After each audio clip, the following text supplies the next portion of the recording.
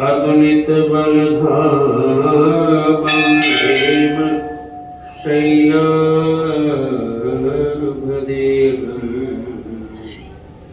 धनुजवनकृशानं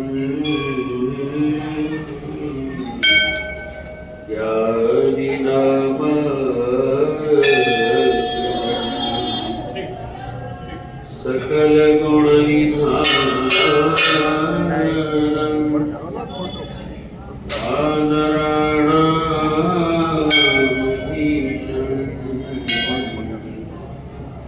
रघुपति प्रिय भक्तं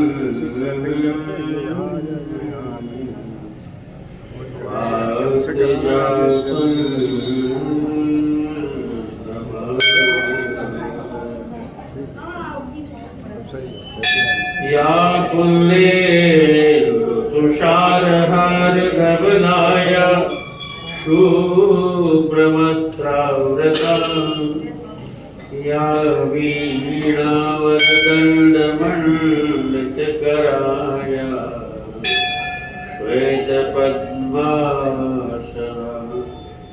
या ब्रह्माच्युतशङ्करप्रभृतिभिर्देवैः सदा वन्दिता सा पातु सरस्वती भगवती विशेषजाड्या मनोजवं मारुततुल्यवेगं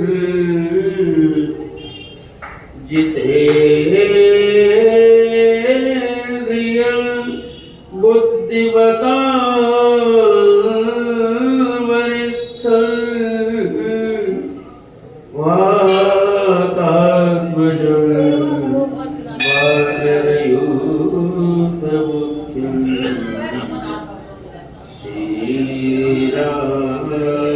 श्रीरामदूतं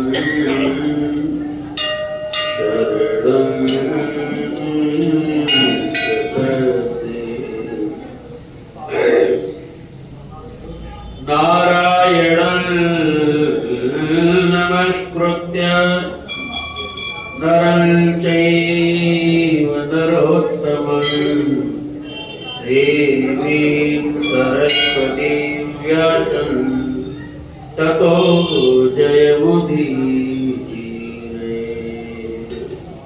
बोले रामचंद्र भगवान की जय, शंकर भगवान की जय, भगवान जी महाराज की जय। श्री राम जय राम, जय जय राम। श्री राम जय राम, जय जय राम। श्री राम जय राम, जय जय राम।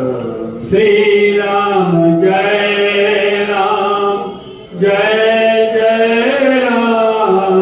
श्री राम जय राम, जय जय राम।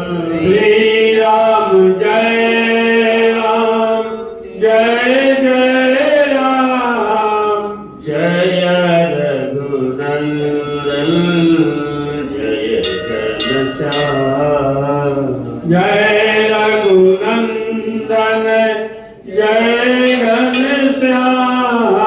जय रघुनंदन जय घनश्याम। जय रघुनंदन जय घनश्याम, जय रघुनंदन जय घनश्याम। दशरथ राज दुलारे राम, दशरथ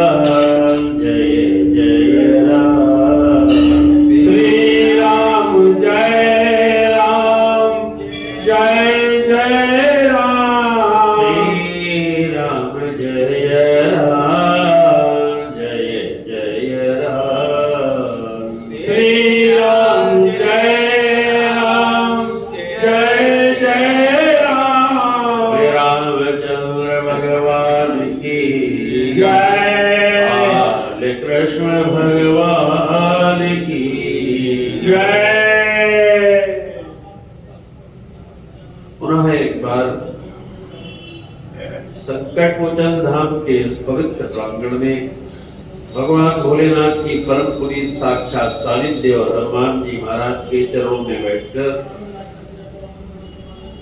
नित्य की भांति भगवान के दिव्य गुणानुवाद और उनकी चर्चा के श्रवण हेतु पधारे आप सभी भाइयों और बहनों, स्वागत और सभी को प्रणाम। राम कथा का ये एक अनूठा संस्करण है। प्राय ऐसी कथाओं के श्रवण का अवसर नहीं मिलता है कि जब एक एक शब्द और प्रत्येक चौपाई का वाचन करते हुए एक एक शब्द पर दृष्टि डाली जाए और समय की कोई बाध्यता, कोई सीमा न हो कि हमें कथा पूरी सुननी है, समय उसमें अवरोध नहीं है। प्राय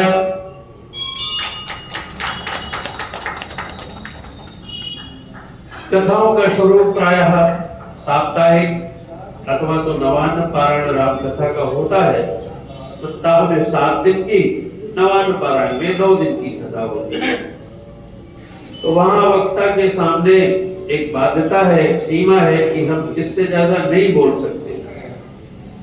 लेकिन यहाँ जो ये पारायण चल रहा है, इसमें हनुमान जी महाराज की कृपा ही कहे कि कोई सीमा नहीं है। 1 साल में पारायण हो, 1.5 साल में हो, 2 साल में हो, जब हो तब हो, लेकिन कथा प्रत्येक चौपाई के वाचन और उसके दिग्दर्शन के अनुसार चलेगी, जहां तक दृष्टि जाए। राम कथा या कोई भी आध्यात्मिक प्रकरणों में जब हम प्रवेश करते हैं तो वहां गहनता इतनी है, उसकी विशालता, व्यापकता इतनी है कि उसके सर्वांग दृष्टि डालना किसी भी वक्ता के लिए अथवा तो मानवीय दृष्टि में ये स्वाभाविक रूप से संपन्नता और सामर्थ्य नहीं है कि वो सर्वांग दृष्टि डाल सके, क्योंकि हरि व्यापक और उनकी कथा भी हरि अनंत, हरि कथा अनंता। तो जो अनंत है उसमें लौकिक और सीमित दृष्टि पूरा कैसे देख पाएगी? पूरा देखने के लिए अगर अलौकिक दृश्य है सामने तो उसको देखने वाली दृष्टि भी अलौकिक होनी चाहिए।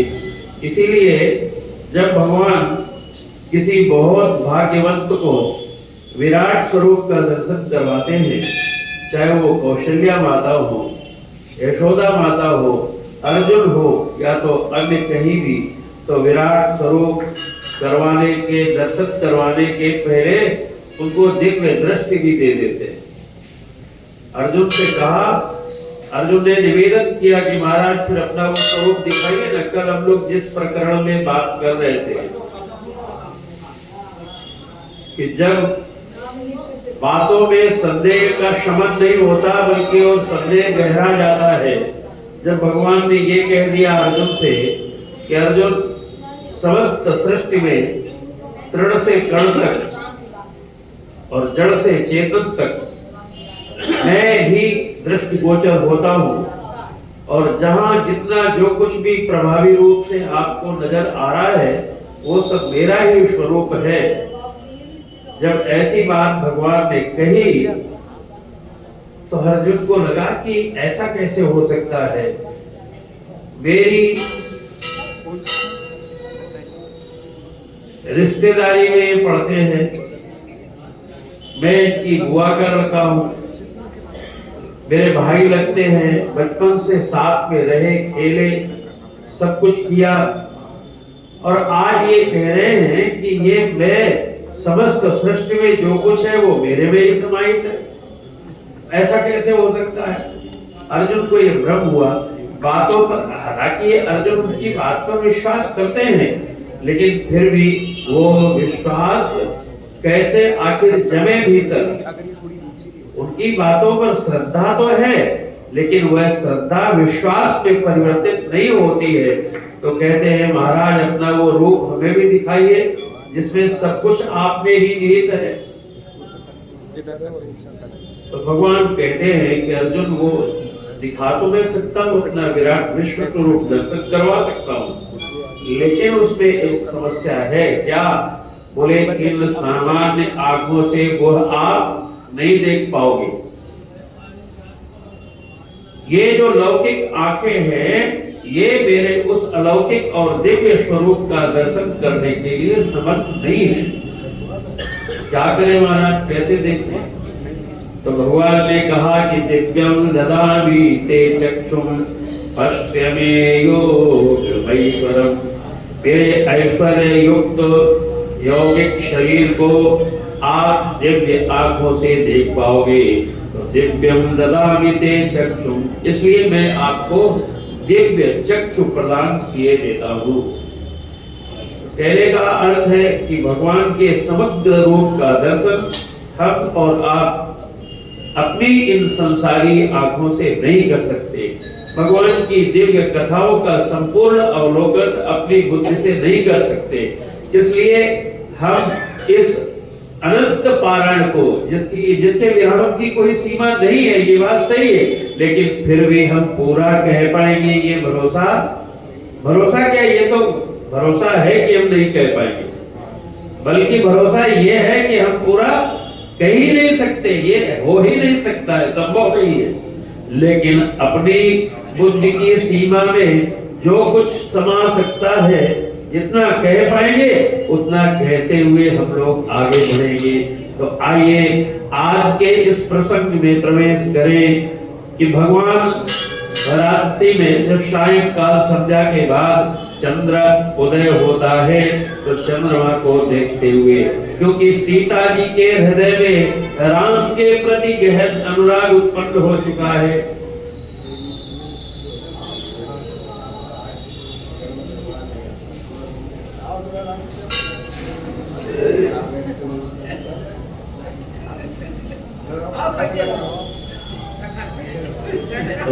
राम राम राम सीता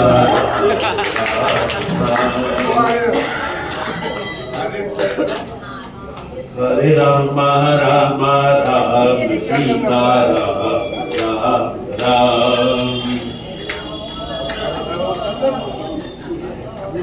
गुंजाइश है ना? हाँ हाँ हाँ। हरे राम राम राम सीता राम राम राम।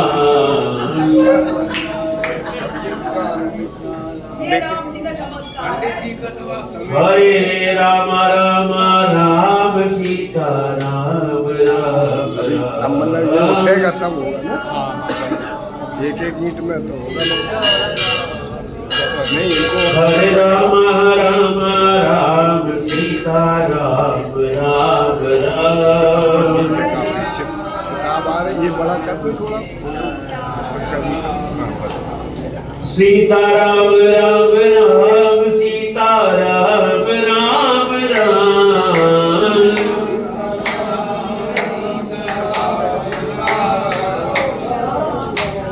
हरे राम राम राम सीता राम राम राम।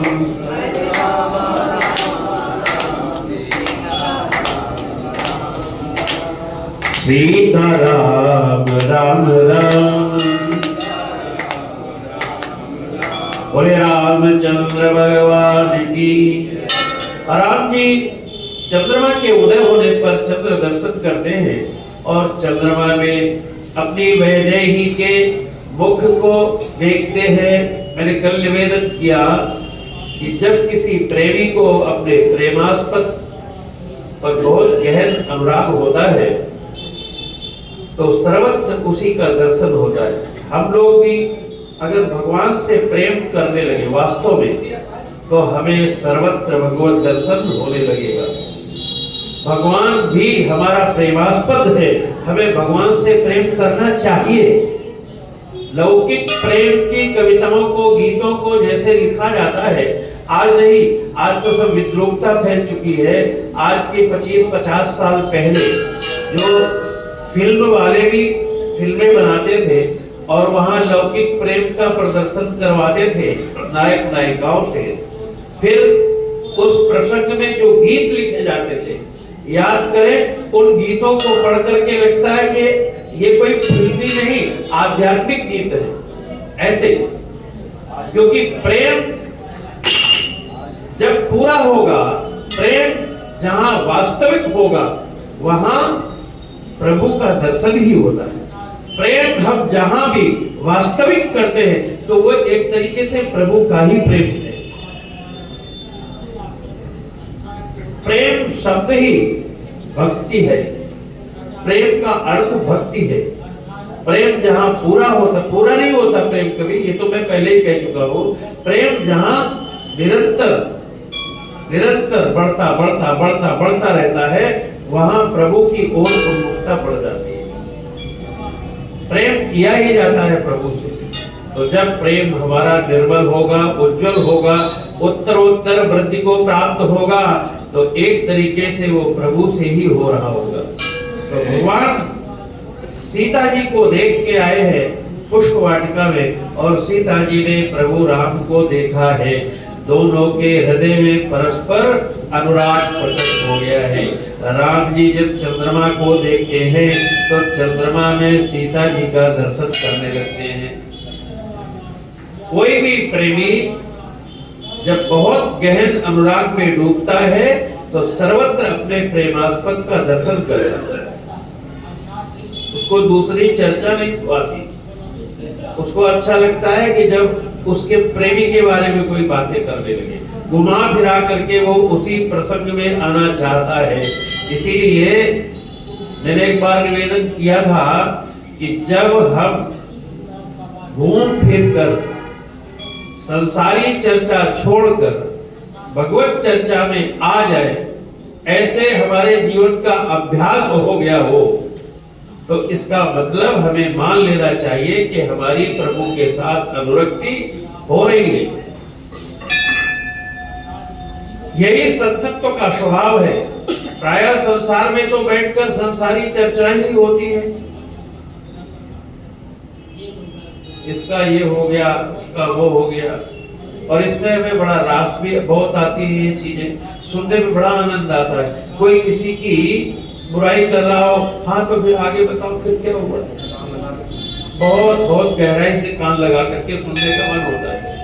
हमारी स्वाभाविक रुचि संसार की इन्हीं चर्चाओं में होती है, लेकिन इसी संसार में रहते हुए अगर धीरे धीरे अभ्यास पूर्वक और प्रभु की कृपा से, क्योंकि प्रभु की कृपा के बिना ये प्राप्त भी नहीं होता है। प्रभु कृपा हो कि हमारा अनुराग प्रभु की तरफ हो जाए और फिर सामान्य चर्चा में, संसारी चर्चा में बीच में भगवान की चर्चा आ जाए और फिर संसार पीछे छूट जाए, भगवान की चर्चा में मन लग जाए। ऐसा पुरुष जिसके आने से संसारी चर्चा रुक जाती हो, भगवत चर्चा में रूपांतरित हो जाती हो, ऐसे पुरुष को संत जानना चाहिए। मैंने 2 बार लिखा है इस पर, इस समय याद नहीं है, नहीं तो सुना देता, कहो तो कल याद करके आएंगे। कि जब किसी व्यक्ति के आ जाने पर पहले से चल रही संसारीय चर्चा रुक जाए और भगवत चर्चा में परिवर्तित हो जाए, तो ऐसे व्यक्ति को संत जानना चाहिए। भगवान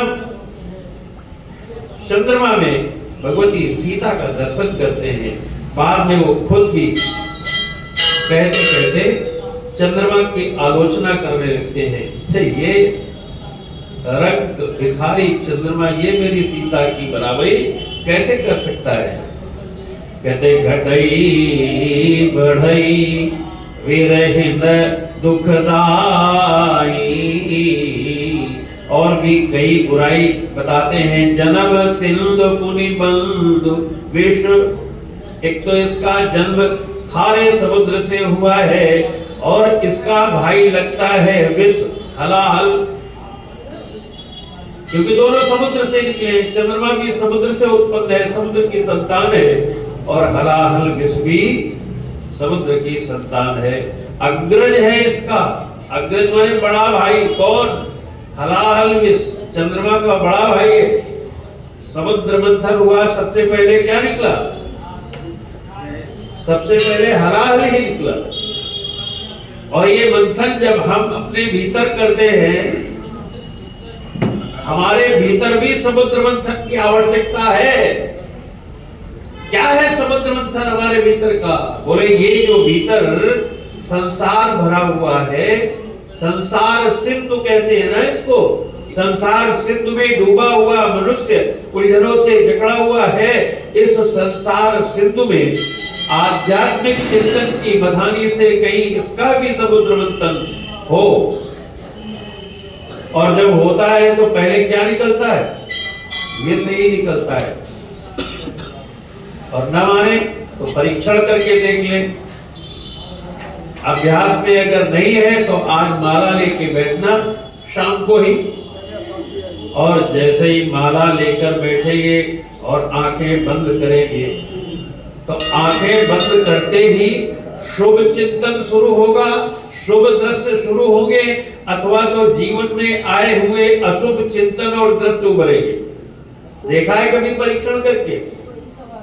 पहले वही सब आते हैं जो अशुभ चिंतन है, अशुभ दृश्य है, जीवन की अशुभ घटना है, वो पहले आते हैं। यही हलाहल विषय।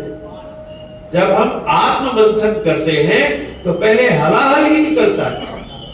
तो जब हलाहल निकले तो चिंता नहीं करनी चाहिए, निकलने दो। यही शुभ मुहूर्त है इनसे भिड़ने का, इनसे दो चार होने का यही शुभ मुहूर्त है, इनको निकलने दो। समुद्र मंथन में अगर हलाहल निकला तो आखिर तक हलाहल ही थोड़ी निकलता रहा। फिर तो उसमें न जाने कितने कितने बड़े रत्न निकले, और ये रत्न भी हमारे हृदय के समुद्र में छिपे हुए हैं। केवल बथानी नहीं चल रही है, इसलिए सब वही का वही कह रहे। हलाहल है लेकिन केवल हलाहल नहीं है, एक से एक रत्न भी हमारे हृदय में है। इनको निखारने की, इनको प्रकट करने की जरूरत है। तो कभी आंख बंद करके चिंतन का अभ्यास करें। शुरू में हो सकता है हलाहल निकले, लेकिन सदैव हलाहल नहीं निकलेगा। फिर तो भीतर छिपे हुए एक से एक रत्न प्रकट होने शुरू हो जाएंगे। चंद्रमा भी इसी में है, माता लक्ष्मी भी इसी में है, कौस्तुभ मणि भी इसी में है, कल्प वृक्ष भी इसी में है तो सब कुछ इसी में। केवल हलाहल थोड़ी है। हाँ, जब हम मंथन करते हैं तो पहले हलाहल ही प्रकट होता है। पहले तो इससे स्वागत करो, बाद में सब निकलेगा। तो हमें ये मंथन अपने आप में करना चाहिए। तो भगवान कहते हैं, अपने कहते क्या है, अपने मन में ही सोच रहे हैं कि तू चंद्रमा मेरी सीता से क्या बराबरी करेगा, क्योंकि जन्म सिंधु पुनि बंधु विष। आपका जन्म चंद्रदेव खारे समुद्र से हुआ है, और आपका भाई हलाहल विष है। दिन मलिन सकलंक, आप दिन में दिखाई तक नहीं देते, और सकलंक जब पूरे धवलता के साथ पूर्णिमा को दिखाई भी देते हो तो भी बीच में एक धब्बा नजर आता है। ये कलंक भी आपको लगा हुआ है। श्रिय मुख समता पावकिनी चंद्र बापुरो रक्त। तो ऐसा चंद्रमा, सीता कौन है? सीता महारानी है, और चंद्रमा रक्त माने प्रजा है। महारानी सीता के सामने प्रजा की तरह चंद्रमा की स्थिति है। ये मेरी सीता की क्या बराबरी करेगा? घटई बढ़ई विरहिल दुखदाई। विरहवंत लोगों को दुख देने वाला है। ग्रसई राव निज सन्निधि पाई। अवसर आने पर राव इसको ग्रस लेता है। कोक शोक प्रद पैकज द्रोही। कोक कहते हैं चकई चकवा को।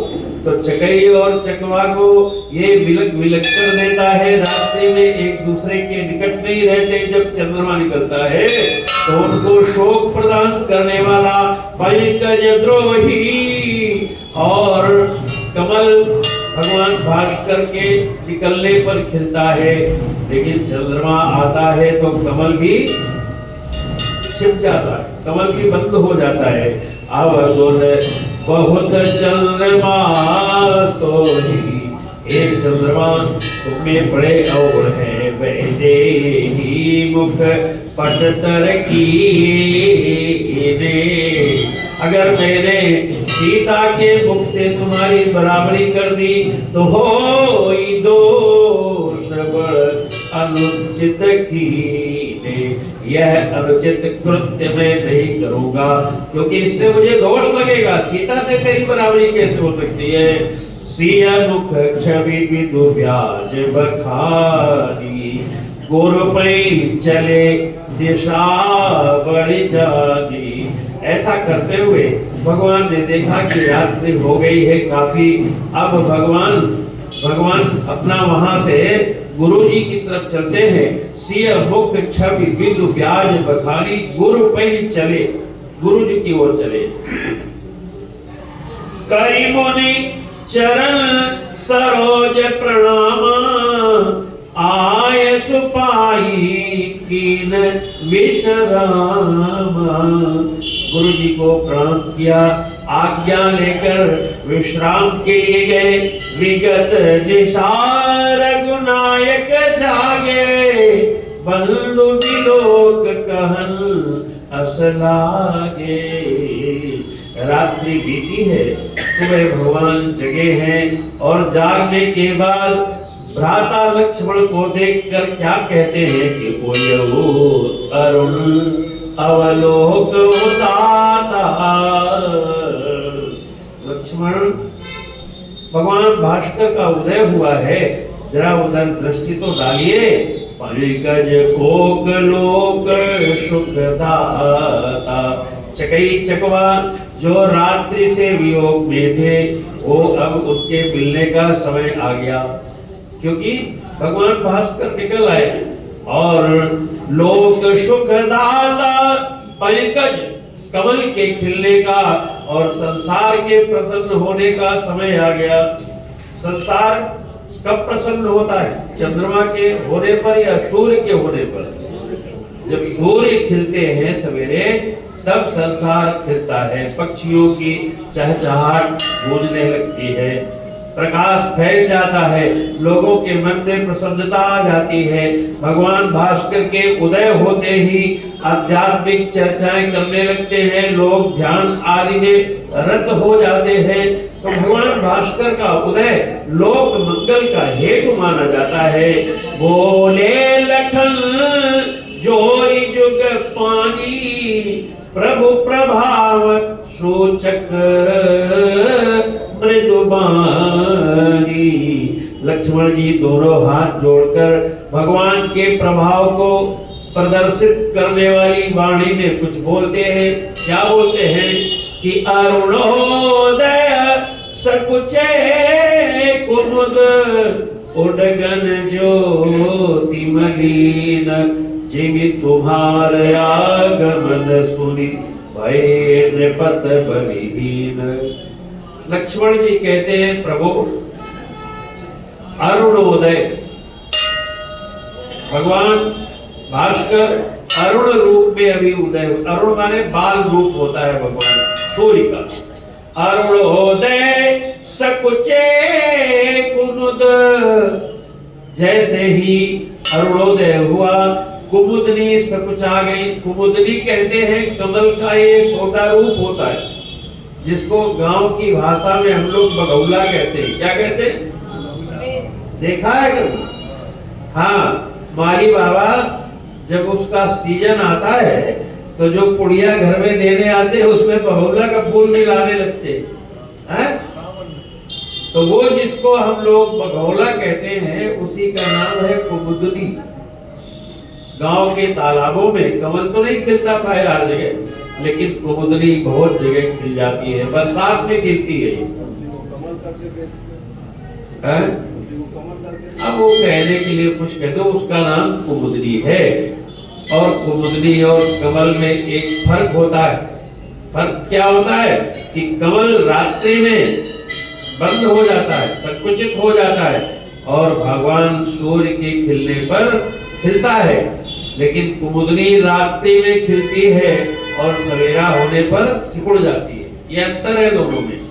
तो अरुणोदय सकुचे कुमुद, लक्ष्मण जी कहते हैं भगवान इस समय अरुणोदय हुआ है, कुमुदनी सिकुड़ गई है, उडगन ज्योति मलीन, और जुगनुओं की चमक अब दिखाई नहीं पड़ रही। अच्छा, जुगनू रात्रि में क्या कोई स्विच ऑन करते हैं? जुगनुओं को चमकते देखा है रात्रि में?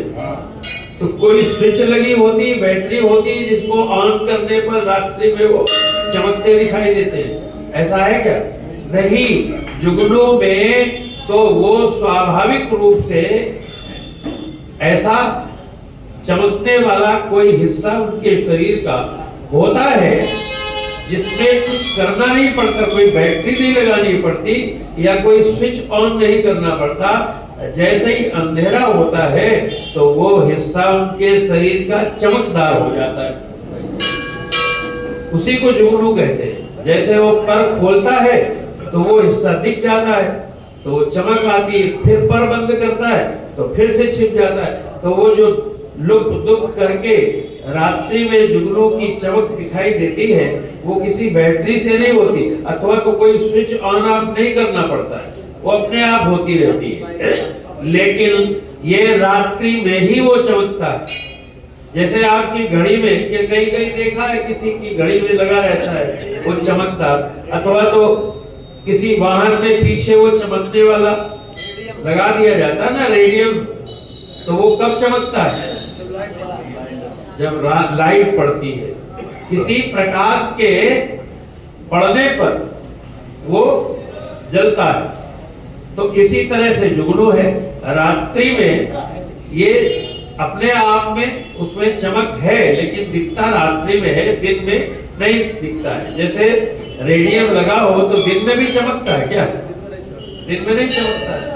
ऐसे ही जुगनू में कोई एक पात्र ऐसा उसके हिस्से में होता है किसी अंग में, तो रात्रि में जुगनू चमकता है। लक्ष्मण जी कहते हैं कि अरुणोदय सकुचे कुमुद, हे भगवान अरुणोदय हुआ है, कुमुद सिकुड़ गए हैं, उडगन ज्योति मलिन, और जुगनुओं की जो चमकने वाली ज्योति है अब दिखाई नहीं पड़ रही है। जीवित तुम्हारे आगमन सुनी भय नपद बलहीन। इधर ये घटना हुई है, भगवान भास्कर के उदय होते ही जैसे सूर्य उदय हुए तो ये घटना इधर घट रही है कि कुमुदनी का खिलना बंद हो गया और जुगनुओं का चमकना बंद हो गया। इसी तरह से प्रभु आपका मिथिला में आगमन भी सूर्य उदय की तरह ही है। जब से आप यहाँ आए हो तो यहाँ भी एक घटना घटी है। क्या घटी है? बोले जीवित तुम्हारे आगमन सुनी। जैसे सूर्योदय को आगमन हुआ तो क्या घटना घटी? कुमुदनी बंद हो गई, जुगनू दिखना बंद हो गया। तो जीवित तुम्हारे आगमन सुनी भय नपति बलहीन। जो अभी तक ऐसे ऐसे अपनी बाहें समेट रहे थे, अब वो धुमक गए हैं। अब अपना वो बखान नहीं कर रहे अपने बल का। जितने भी बलवान थे समुद्र को, उस धनुष को, भगवान शिव के अजगों को उठाने की चाह लेकर आए थे, वो अब बलहीन हो गए हैं। आपके प्रकाश के आगे वो कांतिहीन हो गए हैं।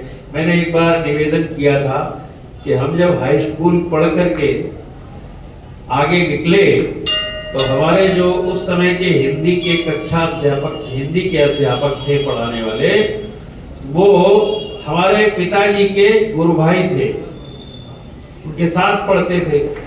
तो हमें पिताजी के नाम से ही बुलाया करते थे। तो हमसे वो बोले कि देखो तुम में ये प्रतिभा है कि कुछ लिखते हो, अच्छा लिखते हो, तो एक दोहा ऐसा लिखो कि हाई स्कूल के छात्रों को हिंदी के पर्चे में जो वार्षिक परीक्षा होती, बोर्ड होती ना, तो ऐसा लिखो एक दोहा कि जिसमें 2, 3, 4 अलंकार समाहित हो जाए कि अगर रूपक का अलंकार लिखने का उदाहरण आवे तो वही दोहा लिख दे, उपमा अलंकार का उदाहरण लिखने को आवे तो वही दोहा लिख दे। एक ही दोहा याद करने से कई अलंकारों का उदाहरण निकल आवे, तो ऐसा कोई दोहा लिखो। तो उस समय हाई स्कूल पास हुए थे, उसी स्कूल में पढ़ाने भी लगे थे। हाई स्कूल पास करने के बाद उन्होंने हमें पढ़ाने के लिए रख लिया था। तो जब वहां हमने एक दोहा जो किया था कि रघुकुल भूषण भानुमुख, रघुकुल भूषण भानुमुख, सिय मुख शशि समान। भगवान राम का मुख कमल कैसा है? भानु की तरह, भानु मुख। यहाँ रूपक अलंकार हो गया, जहां उपमेय में उपमान की समानता नहीं, भेद रहित आरोप हो, वहां रूपक अलंकार होता है। उपमेय में उपमान का भेद रहित आरोप होने पर रूपक अलंकार होता है। उपमेय में उपमान की समता साबित करने पर उपमा अलंकार होता है, और उपमेय में उपमान की संभावना व्यक्त करने पर उत्प्रेक्षा अलंकार होता है। अलंकार अभी भी याद है। हाँ, ये तो जीवन भर के अलंकार। तो रूपक अलंकार कौन? जहां भेद रहित आरोप हो। रघुकुल भूषण भानुमुख, उनका मुख भानु ही है, वहां कोई समता या बराबरी या संभावना नहीं है। अस्सीय मुख शशि समान, सीता जी का मुख चंद्रमा की तरह है, ये उपमा हो गया। पहले में रूपक हुआ, यहाँ उपमा हो गया। उदगन भूप सकल मनु, मानो सभी राजागण क्या है? उडगन जुगनू है। मनु मनु मानो, जनु जानो, ये उत्प्रेक्षा अलंकार की पहचान है। तो उडगन भूप सकल मनु, ये उत्प्रेक्षा अलंकार हो गया। अब बोले प्रभु सन कांति नसानी, भगवान के आने पर सब के सब कांतिहीन हो गए। सीता जी चंद्रमा है जरूर, लेकिन जब भगवान भास्कर आते हैं तो वो भी कांतिहीन हो जाती है। पहले चमकती है, जब मिथिला में केवल सीता जी थी तो क्या दीप्तिमान थी वो, लेकिन जब से राम आए हैं तो उनके आगे सीता जी की चमक उतनी प्रबल नहीं रही है। अब राम सबसे ज्यादा चमक करते हैं। रघुकुल भूषण भानुमुख, वो सूर्य मुख है, सीता शशि मुख है। उडगन भूप सकल, अन्य जितने भी राजागण आए हैं जो वहां बैठे थे समस्त के अजगव के, आज अजगव का नाम लेते हैं तो समुद्र का ही नाम आता है। और कहा भी है ना, गोस्वामी जी ने तो कहा शंकर चाप जहाज, सागर रघुवर बाहुबल, समुद्र कह दिया था। तो अजगव को खंडित करने, भंजन करने की लालसा लेकर अन्य जो राजागण आए हैं वो अभी तक तो चमक रहे थे जुगनुओं की तरह, लेकिन जैसे ही भानुमुख आए तो उनकी चमक तो खो गई। सियमुख शशि समान, उडगन भूप सकल मनु, प्रभु सन कांति नसानी, सबकी कांति नष्ट हो गई। सभी अलंकार आगे इसमें ऐसे ही वर्णन यहाँ पर हो रहा है कि नभ सब नखत करई उजियारी, सारे राजागण जैसे नक्षत्र हो आकाश मंडल के, ऐसे अभी तक उजेला कर रहे थे। और दारी न सकई चाप, दारी न सकई चाप तम भाई, खूब रात्रि हो, अंधेरा पक्ष हो, कृष्ण पक्ष जिसमें चंद्रमा नहीं होता है, तो कृष्ण पक्ष में अंधेरी रात में तारे खूब तेज चमकते हैं। जब चंद्रमा होते हैं उस समय उतने तेज नहीं चमकते तारे, लेकिन अंधेरे पक्ष में बहुत चमकते हैं। तो जब तारे इतना तेज चमकते हैं तो कायदे से तो जो कृष्ण पक्ष है उसमें भी उजाला हो जाना चाहिए। करोड़ों अरबों तारे चमक रहे एक साथ, लेकिन कृष्ण पक्ष की अंधेरे का वो कुछ बिगाड़ नहीं पाते हैं। करोड़ों अरबों तारे आकाश में पूरी ताकत से चमकते हैं, लेकिन अंधेरे पक्ष का वो कुछ बिगाड़ नहीं पाते। नभ सब नखत, इसी तरह समस्त राजागण जो द्वीप दीप के भूपति नाना, वो सब नक्षत्रों की तरह हैं, तारों की तरह हैं। करें उजियारी, पूरा उजाला न फैला रहे, लेकिन तारी न सकई चाप तम भारी। लेकिन अजगव भगवान शंकर के चाप अजगव रूपी रात्रि के अंधेरे को वो टाल नहीं सकते। कमल कोक मधुकर खगनाना, हर से सकल निशा अवसाना। रात्रि का अंत होने पर जैसे कमल चकवे भौरे, सभी के सभी पक्षी हर से सकल निशा अवसाना। रात्रि बीतती है, सब प्रसन्न हो जाते हैं। ऐसे ही प्रभु सब भगत तुम्हारे। हे प्रभु, कौन कह रहा है? लक्ष्मण जी कह रहे हैं। ऐसे ही प्रभु सब भगत तुम्हारे, हुई है ही टूटे धनुष सुखारे। ऐसे ही सबके सब टकटकी लगाए बैठे हैं, आस लगाए बैठे हैं। जनक जी निराशा को प्राप्त होते जा रहे हैं। सुनैना माता की आंखें तरस रही हैं अपनी सीता के परिणय को देखने के लिए, लेकिन सबकी आशाएं अभी शून्य है। पर जब आप धनुष का भंजन करोगे तो सब के सब आनंद में डूब जाएंगे। वो भानु बिनु श्रम तम नाशा।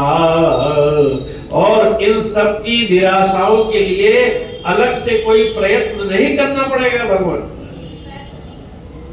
कि जनक जी की निराशा के लिए जनक जी को समझाया जाए। माता सुनैना की निराशा के लिए एक आदमी सुनैना को समझाने बैठे और सभी राजाओं को समझावे कि बेटा तुम जाओ, तुम्हारे वश का नहीं है। अलग अलग सबके लिए प्रयास नहीं करना है। बोले कोई भानु बिनु श्रम तम नाशा। अभी थोड़ी देर पहले अंधेरा था यहाँ, लेकिन सूर्योदय हुआ ही कि सारा संताप जो अंधेरे का था वो नष्ट हो गया। कुछ करना पड़ा अलग से क्या? सूर्य निकलता है, उसके बाद क्या और भी प्रबंध करने पड़ते हैं क्या उजाला हो जाए? नहीं, सूर्य के निकलने के बाद रात्रि से संबंधित जितने भी दोष हैं वो सदा समाप्त हो जाते हैं। वो भानु बिनु श्रम तम नाशा। जैसे सूर्य के उदय होने पर बिना किसी अतिरिक्त प्रयास के सारा के सारे भूमंडल का अंधकार नष्ट हो जाता है। तो बोले दूरे नखत जगते प्रकाश। सारे नक्षत्र भाग गए, पता नहीं कहां चले गए। दूरे नखत जग तेज प्रकाशा। संसार में तेज और प्रकाश पूरा का पूरा फैल गया। रवि निज उदय ब्याज रघुराया, प्रभु प्रताप सब नपद दिखाया। मैं तो जहां तक समझ पा रहा हूं भगवान, सूर्योदय जो हुआ है, इस सूर्योदय की घटना ने एक तरीके से एक दृश्य जो उपस्थित किया है, ये बिंब आज के बाद यहाँ जो मिथिला में होने जा रहे जो एक से एक चमत्कारिक घटनाक्रम है, उसी का दृश्य उद्घाटित कर दिया है। सूर्योदय के बहाने आगे होने जा रहे मिथिला में जो रहस्य उद्घाटन है उसी को एक तरीके से उसने दिखाया है। प्रगति धनु बोले रवि निज उदय व्याज रघुराया, प्रभु प्रताप सब नपन दिखाया। जैसे सूर्योदय की घटना ने ये तमाम चमत्कार दिखाए हैं, ऐसे ही इसी बहाने अस्तित्व ने आपके आगमन के बाद मिथिला में घटने वाली घटनाओं का एक तरीके से सूचना सभी राजाओं को दे दी है अस्तित्व ने, कि जैसे आज सूर्य उदय हुआ और सब का सब बदल गया, रात्रि खत्म हो गई, तारे भाग गए, ऐसे ही अब रघुकुल के भानु भगवान राम का आगमन हो गया है। इसलिए बैठे हुए समस्त उड़गल रूपी राजा समझ जाएंगे अब तुम्हारे भी भागने का समय आ गया है। ऐसा लगता है कि आज के इस सूर्योदय ने अस्तित्व के द्वारा इस बहाने से, इस माध्यम से यह सूचना दी है। तब भुज बल महिमा उद्घाटी, प्रगति धनु विघटन परिपाटी। आपकी भुजाओं के बल के महिमा को उद्घाटित करते हुए, मतलब जो आपकी भुजाओं में बल है एक तरीके से उसको प्रकट करके दिखाने की कोशिश है।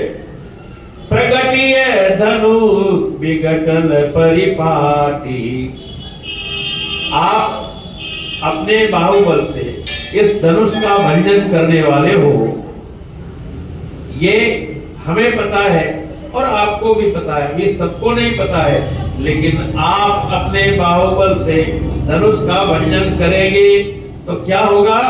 इसी के लिए, बल्कि धनुष के भंजन का कोई और हेतु तो नहीं है, यह दुरूह कार्य, अजगव का भंजन कोई साधारण कार्य नहीं है जिसमें 10-10 हजार लोगों का बल एक साथ लग गया, 10 से मत नहीं हुआ, वो कोई साधारण कार्य नहीं है, ऐसा दुरूह कार्य है। तो यह दुरूह कार्य करवा करके अस्तित्व आपकी भुजाओं के बल को सबके सामने प्रकट करना चाहता है। अस्तित्व माने संपूर्ण ब्रह्मांड में घटने वाली विभिन्न घटनाओं का कारक जो है, उसका जो संयोग रचने वाला है कि अब ये होगा, वो होगा, इसके बाद ये होगा, वही अस्तित्व है। तो अस्तित्व एक तरीके से आपकी भुजाओं के बल से इस धनुष का खंडन करवा करके आपकी महिमा को प्रकट करवाना चाहता है कि लोग जाने कि आप हो क्या। बंधु बचन सुनी प्रभु मुस्काने, लक्ष्मण की ऐसी युक्ति संगत बातों को सुनकर भगवान प्रसन्न हुए, मुस्कुराए। होई सुचि सहज पुनीत नहाने, जाकर के स्नान किया, पवित्र हुए, नित्य क्रिया करी, गुरु पही आए, चरण सरोज सुभग सिर नाए। और गुरुदेव भगवान के चरणों में अपना मस्तक झुकाया है। सतानंद तब जनक बुलाए, और पर्दा गिरा, दृश्य बदल गया। महाराज जनक जी क्या करते हैं? शतानंद जो उनके अपने कुल पुरोहित हैं उनको बुला भेजते हैं। कौशिक मुनि पही तुरंत पठाए, बोले कल हम अभी वहां पर विश्वामित्र जी के साथ आए हुए युगल राजकुमारों को मैं देखकर आया हूँ, आप जाओ और विश्वामित्र को उन बालकों से लिवा करके ले आओ। आज के इस धनुष यज्ञ की दीर्घा में मैं उनको देखना चाहता हूँ। जनक विनय तिन आई सुनाई, जनक ने जो विनती करी थी उसको आकर के उन्होंने वहां सुनाया। और हर से बोलिए दो भाई, प्रसन्नता पूर्वक दोनों भाइयों से विश्वामित्र को लेकर के चल दिए। सतानल पद बंदी प्रभु बैठे गुरु पही ही जाई, अभी चल नहीं दिए, हर से बोल लिए दो भाई। प्रसन्न हुए विश्वामित्र जी और दोनों भाइयों को बुला लिया। जब दोनों भाई आए तो उनके तो संस्कार ही निराले, शिष्टाचार तो कूट कूट कर भरा है। देखो क्या है, मैं पहले भी कह चुका हूं, फिर कहूं कि ये जो राम कथा है वस्तुतः ये केवल इतिहास नहीं है। ये इतिहास नहीं है कि नहीं हम एक इतिहास का दर्शन कर रहे हैं कि ऐसा हुआ ऐसा हुआ ऐसा हुआ। इतिहास तो है ही, लेकिन इतिहास होना इसका प्रमुख उद्देश्य नहीं है। हमें इतिहास से परिचित करवाना इसका प्रमुख उद्देश्य नहीं है। प्रमुख उद्देश्य क्या है रामचरितमानस का? प्रमुख उद्देश्य है जीना सिखाना है कि हमें कैसे रहना चाहिए, हमें कैसे जीना चाहिए, हमें कैसे परस्पर व्यवहार करने चाहिए, अपनों से बड़ों के साथ, अपने बराबर वालों के साथ, अरे छोड़ो और तो और अपने शत्रु के साथ हमें व्यवहार कैसा करना चाहिए, ये सिखाने के लिए रामचरितमानस है। असल में हमारा व्यवहार ही बिगड़ा है संसार में, और कुछ भी खराब नहीं हुआ है। हमारे सोचने का ढंग, हमारे बोलने का ढंग और हमारे करने का ढंग, केवल यही बिगड़ा है। मन, वचन और कर्म से बिगड़े हुए हमारे व्यवहार को सही रास्ते पर लाना, यही उद्देश्य है रामचरितमानस का, और कुछ नहीं है। तो हमें यहाँ आए हुए पात्रों के जीवन को, उनके कृत्यों को बहुत गहराई से चिंतन करना चाहिए, सोचना चाहिए कि कैसे ये करते हैं। ये कोई साधारण राजकुमार नहीं है राम लक्ष्मण। कौन है ये? सम्राट दशरथ के पुत्र हैं। ये सम्राट दशरथ के पुत्र हैं। ये किसी के पैर छुए तो ठीक है, न छुए तो ठीक है, कोई नहीं टोकेगा इनको, क्योंकि रंग पावक सुरसरी की नाई, समर्थ कहा नहीं दोष गुसाई। कोई टोकने नहीं आ रहा है कि तुमने इसके पैर क्यों नहीं छुए, लेकिन ये जो करके दिखाते हैं वो यही दिखाते हैं कि यह सीख सबको लेनी चाहिए। सतानंद पद बल्लि प्रभु, राम भगवान है, अवतार है, लेकिन होंगे अवतार। यहाँ पर वो गुरु विश्वामित्र के साथ शिष्यवत है, और जो बुलाने आए हैं वो मिथिला नरेश महाराज जनक के कुल पुरोहित हैं, यानी विश्वामित्र जी और सतानंद जी यहाँ करीब करीब समकक्ष हैं। तो उनको आया हुआ देखकर सतानंद पद बल्लि प्रभु बैठे गुरु पही जाई। ये सतानंद जी हैं जो आए हैं, वहां आसन दिया गया है। गुरु जी के अगल बगल बैठे राम लक्ष्मण उठे और जाकर के उनको प्रणाम करते हैं। प्रणाम करने के बाद फिर आकर गुरु जी के पास बैठ जाते हैं। चलहु तात मुनि कहो तब पठवा जनक बुलाई। गुरु जी कहते हैं अब बैठो ना राम, अब चलो। कहाँ चले महाराज? बोले चलो तात, अब यहाँ से चलने का समय आ गया है। कहो तब, कहाँ चले? बोले पठवा जनक बुलाई, जनक ने बुलावा भेजा है, वहां चलना है हम लोग को। अच्छा, तो क्या करना है महाराज वहां जाकर के? जनक ने काहे के लिए बुलाया है? तो बोले श्री स्वयंवर देखिए जाई।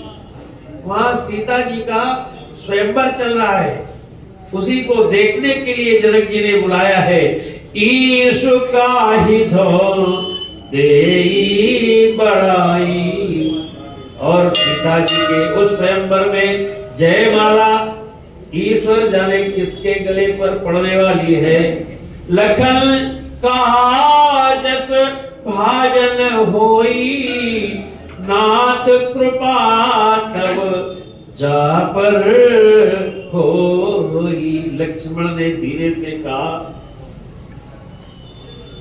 लक्ष्मण ने धीरे से कहा कि प्रभु आप तो करुणा सागर हो महाराज, आप तो संसार के नियंता हो, संसार के समस्त कार्य आपके नियम के अनुसार चलते हैं। सब कुछ करने कराने वाले आप ही हो, तो आपकी जिस पर इच्छा होगी उसी के द्वारा ये कार्य होगा, अथवा तो किसी से नहीं कराना होगा, स्वयं करना होगा, तो ये आपके ही हाथों होगा। ये किसी को नहीं पता कि ये यश किसको मिलने वाला है। लखन कहा जस भाजन होई, नाथ कृपा तब जा पर होई। आपकी कृपा जिस पर हो उसी को पात्रता प्राप्त हो जाती है। पात्र कोई थोड़ी होता है कुछ करने का।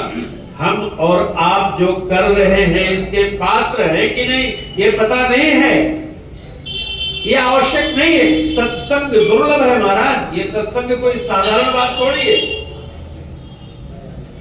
ये सत्संग साधारण बात नहीं, दुर्लभ बात है। बड़ों बड़ों को नहीं नसीब होता है, लेकिन हमें प्राप्त हो रहा है तो ये कभी नहीं भूलना चाहिए कि ये हमारे अपने प्रताप से प्राप्त नहीं हो रहा है कि नहीं हमारा बहुत पुण्य उदय हो गया, हमने बहुत बढ़िया काम किए हैं इसलिए हम सत्संग में बैठे, नहीं। और इसको छोटी बात समझना भी नहीं कभी।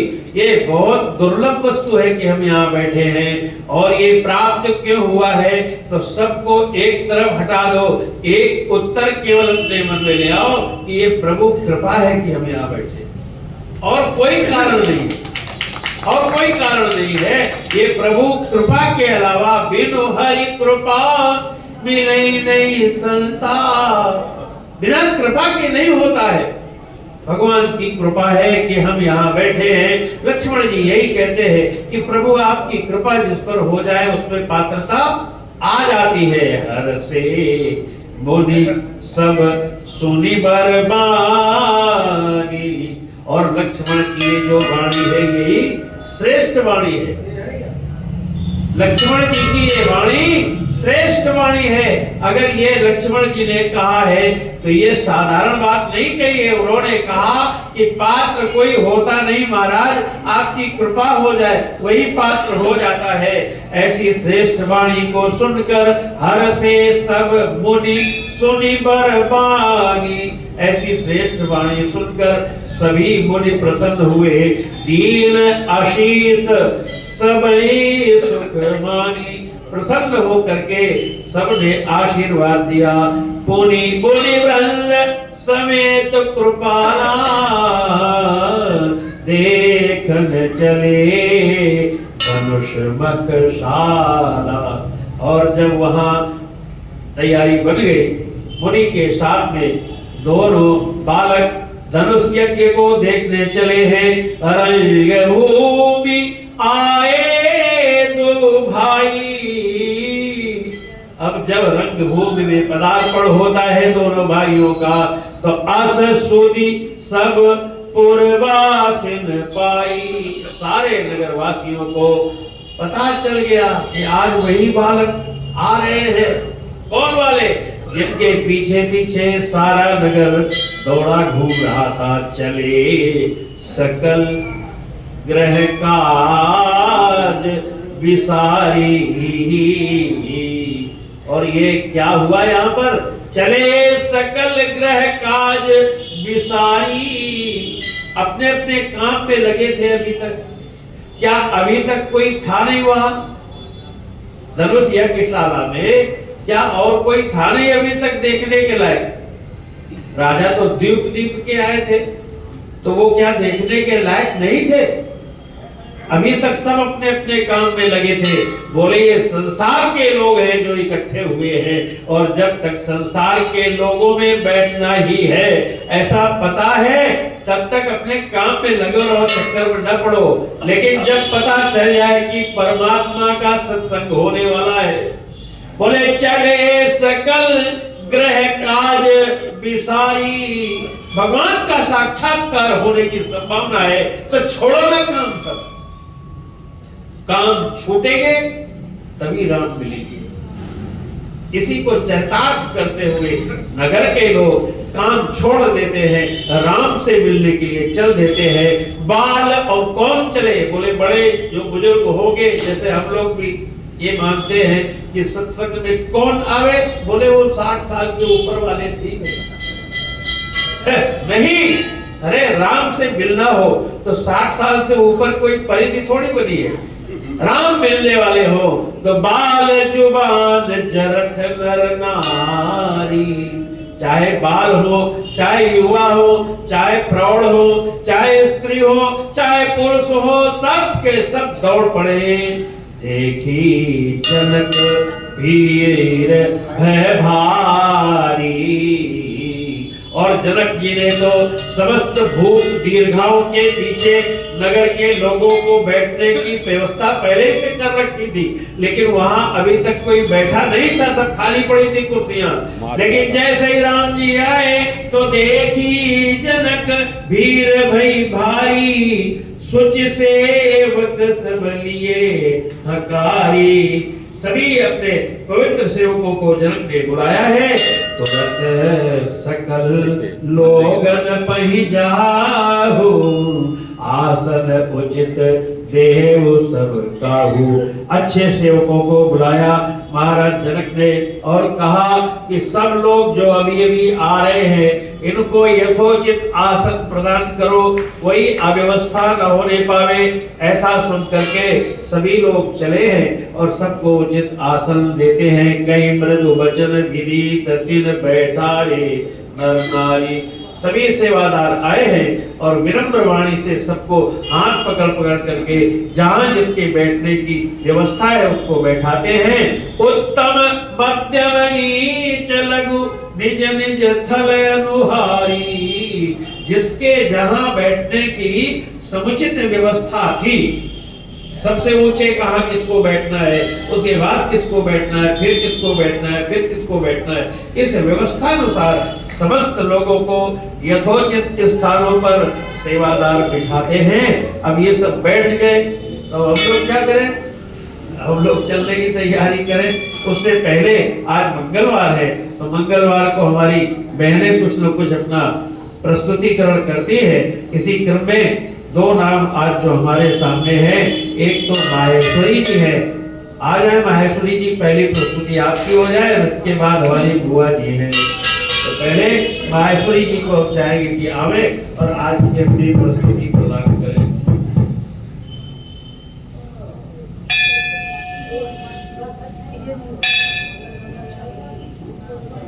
बड़े ही उत्कंठा थी, उत्कंठा है 15 दिन से बने। अच्छा, तो उत्कंठा पूर्ण होनी चाहिए।